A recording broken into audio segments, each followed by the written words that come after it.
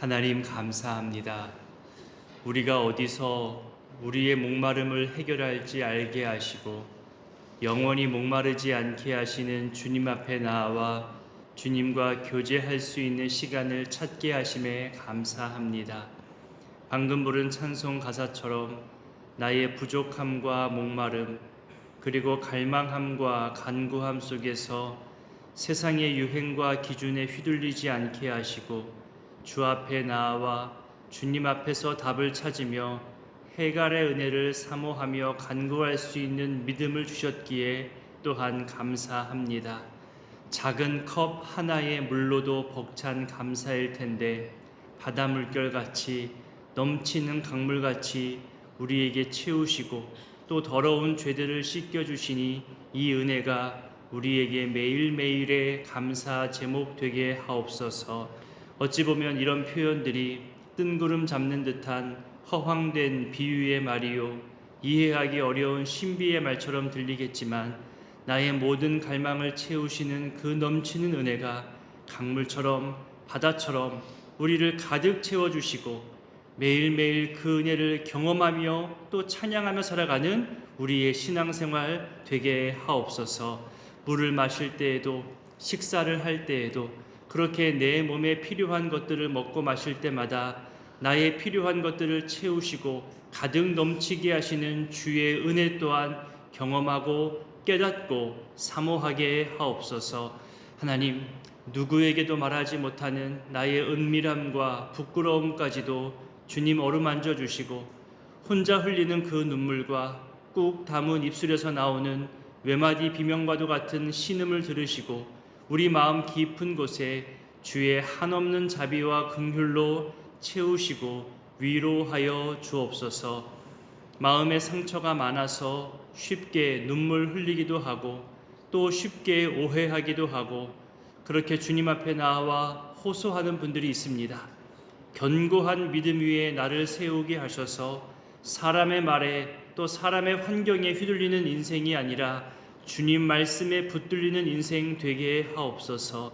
사탄의 꾀임과 유혹에 넘어가지 않게 하시고 예수님 사랑의 물결에 온전히 쌓여서 영혼의 기쁨을 누리고 나누는 신앙생활 되게 하옵소서. 하나님, 오늘과 내일 주일을 준비하는 손길들에게 함께하여 주시고 주의 성전을 아름답게 관리하고 꾸미며 또 깨끗하게 또 관리하고 또 예배의 요소들을 점검하고 채워가는 그 모든 수고와 헌신에 주님만이 주시는 은혜로 갚아 주옵소서.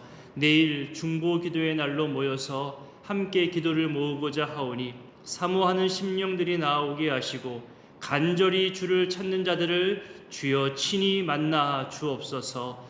모레 종려 주일을 보내고 한 주간 고난 주간을 보내며 주의 고난에 동참하고 또 새벽 시간부터 주님 앞에 나아오는 도전을 하려고 합니다. 짧은 한 주간의 시간이지만 나의 일상의 습관을 돌아보게 하시고 내가 무엇에 분주했는지 발견하게 하셔서 하루하루의 시작과 마무리를 말씀과 함께하는 거룩한 습관에 도전하는 시간들 되게 하옵소서.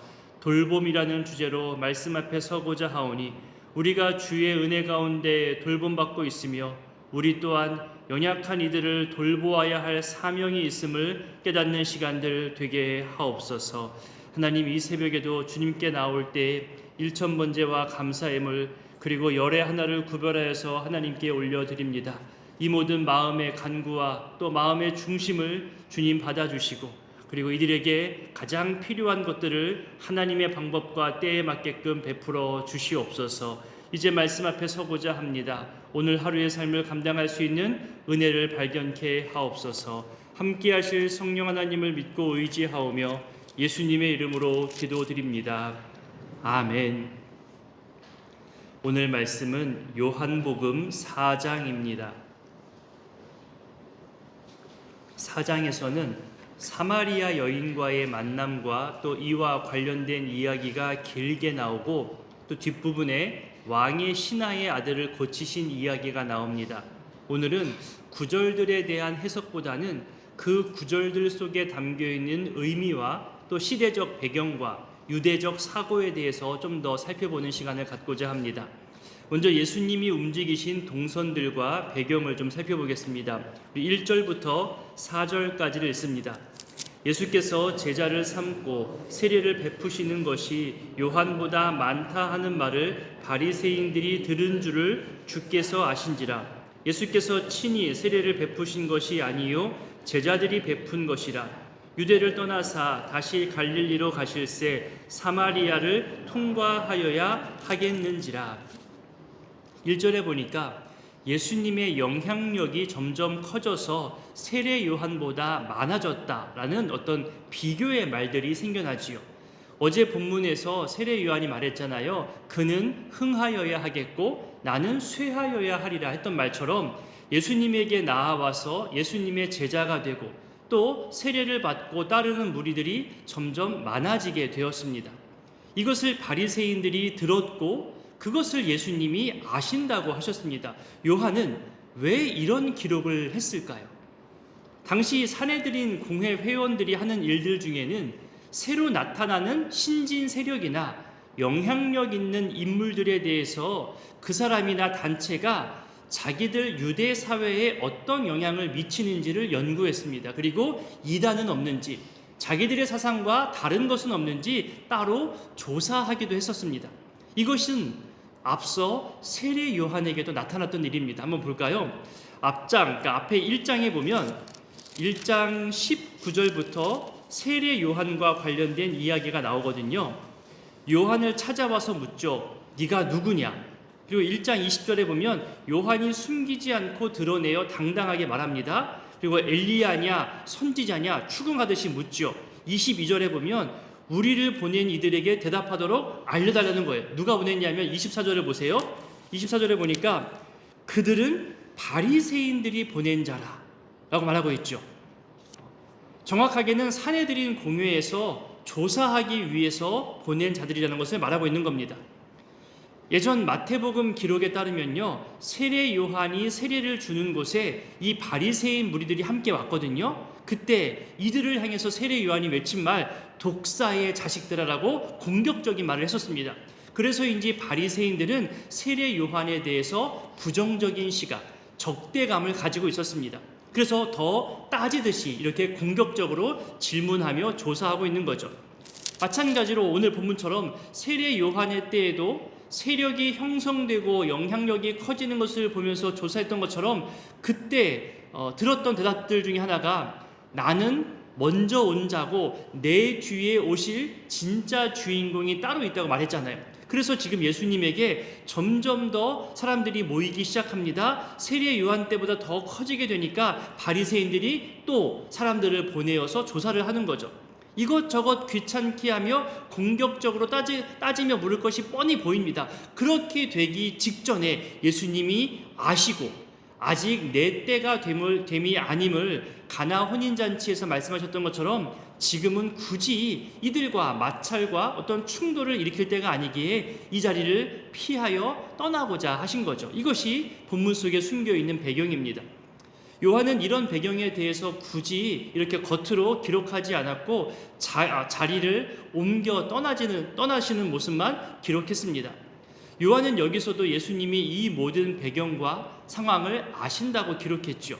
어디 정보 요원이 있는 것도 아니고 당시 CCTV가 있는 것도 아니고 어떻게 알게 되셨을까요? 며칠 전 요한복음을 시작하면서 설명드렸듯이 요한은 예수님의 신성에 대해서 계속 드러내고 있거든요.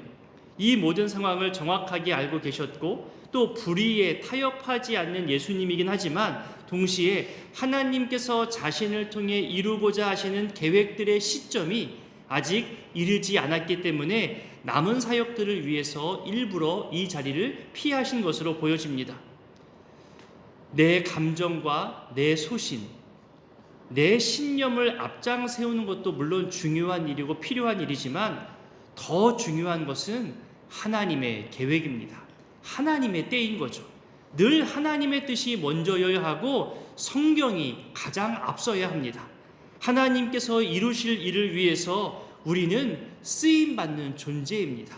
우리가 주인공이 아닙니다. 우리는 청지기일 뿐입니다. 이것을 잊지 않았으면 좋겠습니다. 여기서 또 하나 생각해 볼 중요한 의미와 또 배경이 있습니다. 바로 세례와 관련된 것입니다. 2절을 보세요. 2절에 보면 예수께서 친히 세례를 베푼 것이 아니라 제자들이 베풀었다고 설명을 하죠. 왜 이 구절을 넣었을까요? 초대교회 당시에는 성도님들 사이에서 누구로부터 세례받았느냐가 중요한 관심사가 되었습니다. 고린도 전서와 후서를 보면 고린도 교회의 갈등과 분쟁이 나오잖아요. 그때 내가 누구에게 세례받았다, 이게 분쟁의 요소 가운데 하나로 등장합니다. 그래서 고린도전서 1장부터 이런 분쟁과 관련된 내용이 많이 등장하는데요. 누구는 바울에게 속했다, 누구는 게바에게 속했다, 누구에게는 아볼로에게 속했다, 그렇게 팔을 나누죠. 그래서 바울이 고린도 교회를 향해서 설명하기를, 우리는 세례를 주기 위해서 보냄받은 게 아니라 복음을 위해 보냄받은 거다. 근데 너희들은 누구에게 세례받았다고 왜 팔을 나누느냐, 안타까운 마음으로 설명을 하잖아요. 이렇게 사람들은 누구에게 속했냐, 누구에게 세례받았냐, 이것을 중요하게 여기는 그런 사람의 생각을 앞장 세웠습니다. 사람들의 기준은 이렇게 때로는 엉뚱한 데서 시작하기도 합니다. 이것이 커다란 영향력을 가져오게 되는 거죠. 우리도 지난주에 세례식을 했습니다. 세례 증서에는 분명히 제 이름이 들어갈 것입니다. 오늘날 그것으로 저와 연관 짓고 저에게 세례받은 것을 의미화하고, 그렇게 또 그렇지 않은 사람과 편가르고 그러지 않잖아요. 제 이름보다 앞선 것은 구의교회 이름입니다. 구의교회 담임 목사로서 세례식을 집례하고 세례를 한 것이지, 제 이름을 드러내거나 너는 내 사람이다, 내 이름이 적혀 있으니 너는 나와 함께한다, 그것을 말하는 게 아니잖아요. 이것은 임직식도 마찬가지입니다. 누구 때 임직받았다, 그렇게 사람을 기준으로 편을 나누고 의미화하기 시작하면요, 고린도 교회의 분쟁과 다를 바 없게 되는 겁니다. 우리는 구의교회 안에서 하나님 뜻과 섭리 가운데 부르심받고 세움받아서 거룩한 일에 함께하는 일꾼이 된 겁니다. 결코 사람의 편에 서거나 사람의 이름을 앞세우는 것이 아닌 거죠. 교회와 하나님의 섭리 가운데 있음을 늘 잊지 않게 되기를 소원합니다. 또한 저는 지난 세례식에서 감동된 것이요, 바로 이 자리에서 유아 세례 받은 자녀가 15년 정도 지난 다음에 다시 또 이 자리에서 자신들의 신앙을 고백하며 입교하였잖아요. 그것이 저는 또 감동이었어요. 원로 목사님의 젊었던 모습도 사진을 통해서 봤잖아요. 그렇게 한 목회자가 오랜 시간 자리를 지키고 또 때가 되어서 다음 목회자가 와서 그 목회와 교회의 사명들을 이어가는 것을 직접 현장에서 보고 느끼면서 저는 참 감사했던 날로 기억합니다. 자주 뵙지는 못하지만 여러분들 사진에서 본 반가움으로 또 내 자녀의 유아 세례 때를 생각하고 감사하면서 이번 주에 원로 목사님께 한번 연락드렸으면 좋겠습니다. 잘 지내시는지, 그때 유아 세례 받은 거 이번에 사진을 보니까 또 감사함으로 또 연락드려봅니다. 그렇게 이렇게 생각도 나고 감사해서 또 기회가 되면 식사 약속도 잡아보시고 식사도 하시면서 감사를 또 고백하고 표현할 수 있는 그런 기회의 시간도 가져보시면 좋겠다 싶습니다. 더 바라기는 이제 이들이 또 15년쯤 뒤에 성장해서 교회의 축하와 축복 속에서 결혼하는 것을 우리가 봤으면 좋겠습니다. 또 그렇게 가정을 이루고 또 그 자녀에게 유아 세례를 받게 하고, 또 시간이 흘러 이들이 집사님이 되고 권사님이 되고 그렇게 교회의 기둥으로 성장하는 것을 계속해서 볼 수 있다면 그것이야말로 한 공동체 안에서 커다란 감사요 은혜가 되지 않을까요? 실제 그런 분들이 지금 이 자리에도 계시고 또 그렇게 과정을 보내시는 분들도 있기 때문에 너무나 감사합니다. 다시 본문 이야기로 와서 당시 사람들의 생각과 기준, 이런 문화로 본다면 예수님이 세례를 베푼다는 이 말 속에서 세례 요한의 세력이 그대로 예수님에게 이어진다는 사람의 문화가 여기에 담겨 있는 것을 보게 되는 거예요. 내가 누구에게 세례받았다는 것이 마치 후계자처럼, 내가 그 뒤를 잇는다는 것처럼 자리매김하는 그런 의미가 있었거든요. 앞서 설명드린 대로 예수님의 등장 이후로 세례 요한은 급격히 쇠하게 됩니다. 세력이 약해지죠. 그래서 나중에는 사람들이 두려워서 세례 요한을 잡지 못했던 그 시점을 넘어서 이제는 세례 요한을 잡아서 옥에 가두고 심지어 처형까지 합니다. 자신의 말처럼 예수님은 흥하여야 하겠고 나는 쇠하여야 하리라, 그 말대로 되는 것이 맞지만 사람들은 말라기 시대 이후 400년 만에 나타난 선지자라고 여겼던 그런 세례 요한이었는데 점점 쇠락해가는 모습에 안타까움을 느꼈을 겁니다. 그런 세례 요한이 직접 세례를 준 사람, 또 세례 요한에게 세례를 받은 그 예수님이 이제는 영향력을 키워나가고 있는 겁니다. 그리고 또 다른 누구에게 세례를 주고 있다. 이 소문은 세례 요한의 세력과 영향력을 뛰어넘게 될 가능성이 있다는 것을 말해주고 있는 그런 배경이 되는 거죠. 실제 또 그렇게 되고 있고요.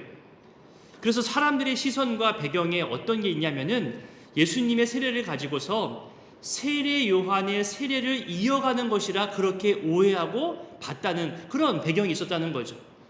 그래서 사도 요한은 여기서 기록하는 거예요. 예수님이 친히 세례를 베푼 것이 아니다 라고 사람들의 오해를 종식시킨 거죠. 마치 예수님이 세례 요한의 제자가 된 것처럼 그의 대리자가 되어서 세례 요한의 맥을 이어가고 있는 것처럼 오해받는 것을 이렇게 사도 요한은 기록해줘서 오해를 정리해주고 있는 거죠. 이 2절 한 구절에 이렇게 많은 배경이 담겨 있는 겁니다.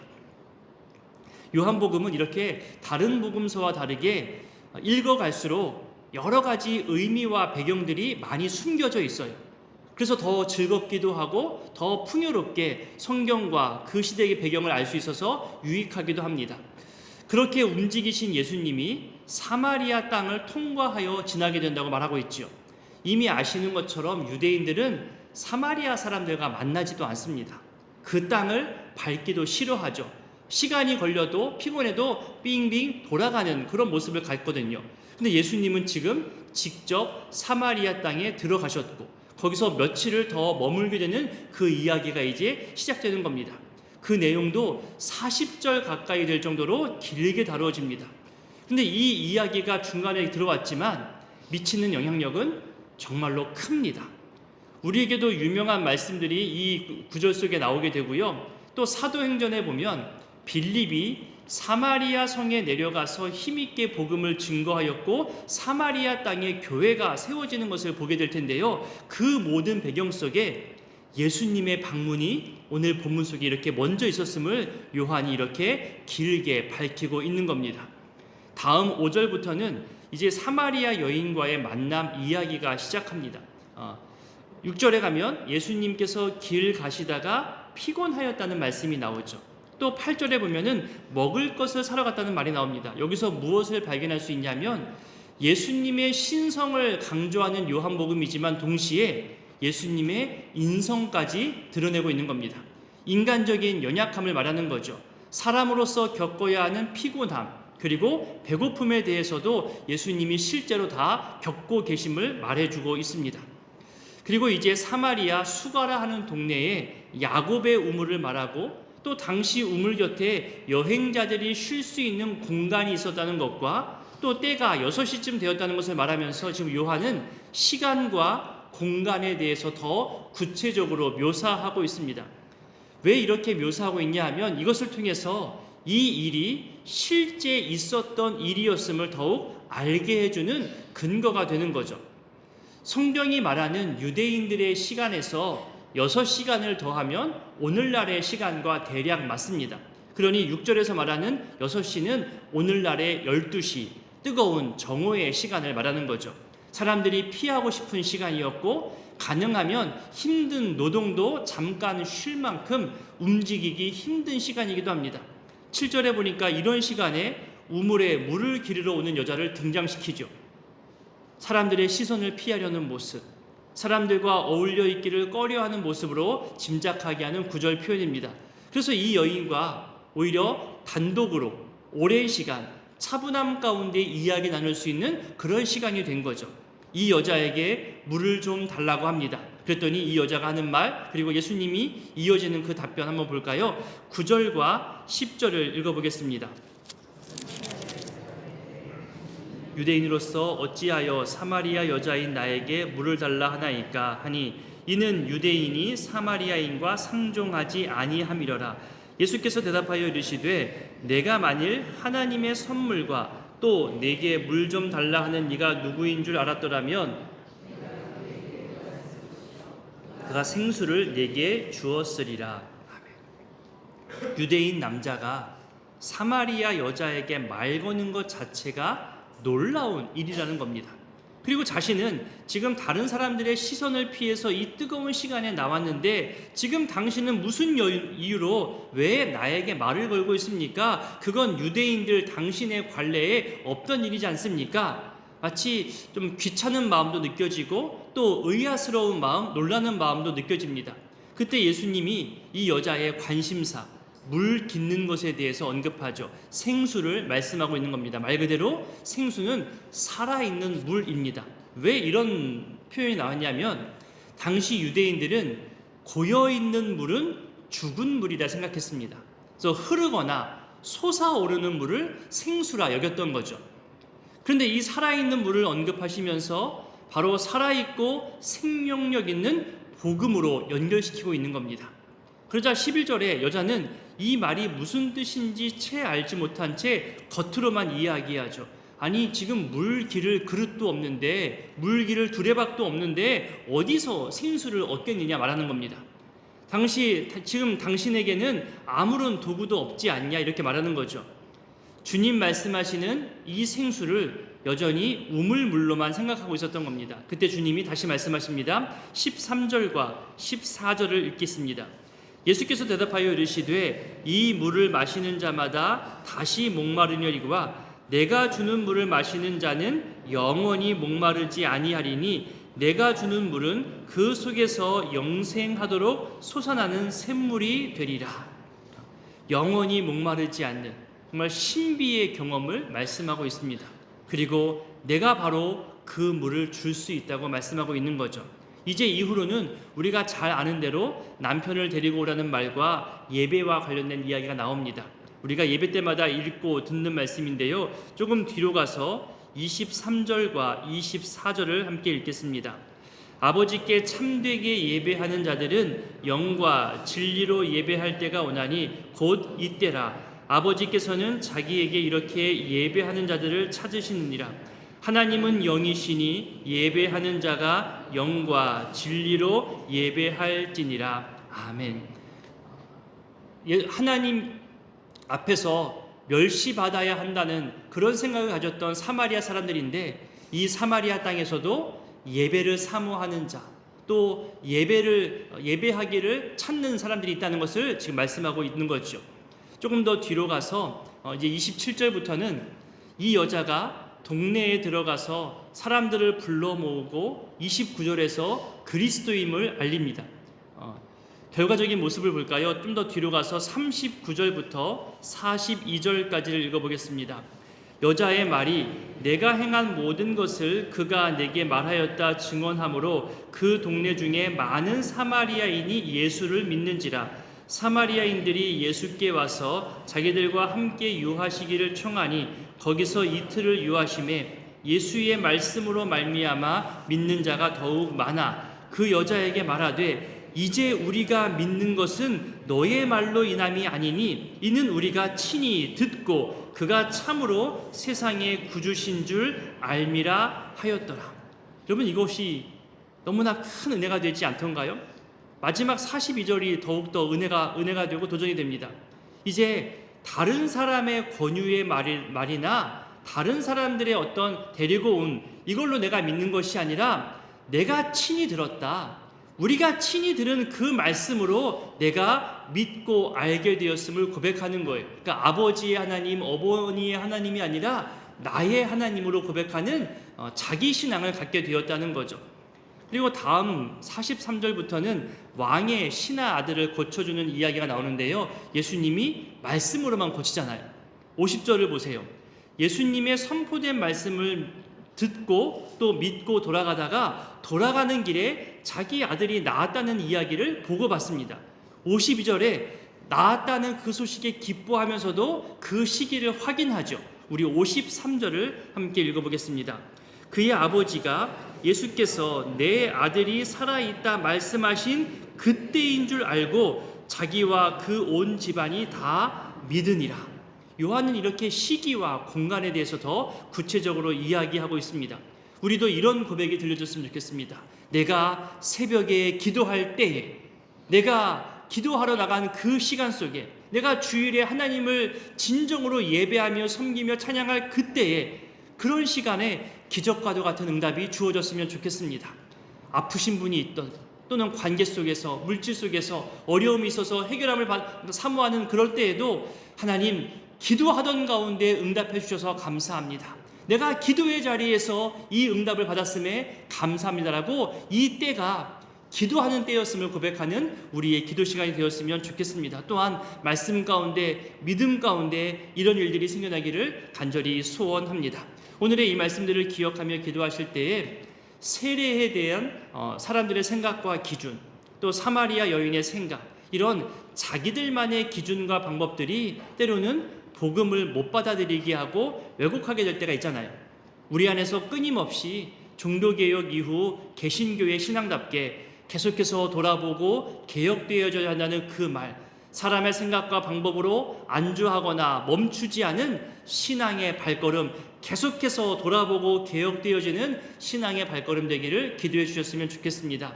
이번에 세례와 입교받는 성도님들과 우리 자녀들이 계속해서 신앙 가운데 자라나기를 기도해 주시고, 또 다음 한 주간 특별 새벽 기도를 위해서도 기도해 주시기를 바랍니다. 함께 주기도문으로 기도하겠습니다. 하늘에 계신 우리 아버지, 아버지의 이름을 거룩하게 하시며 아버지의 나라가 오게 하시며 아버지의 뜻이 하늘에서와 같이 땅에서도 이루어지게 하소서. 오늘 우리에게 일용할 양식을 주시고 우리가 우리에게 잘못한 사람을 용서하여 준 것 같이 우리 죄를 용서하여 주시고 우리를 시험에 빠지지 않게 하시고 악에서 구하소서. 나라와 권능과 영광이 영원히 아버지의 것입니다. 아멘.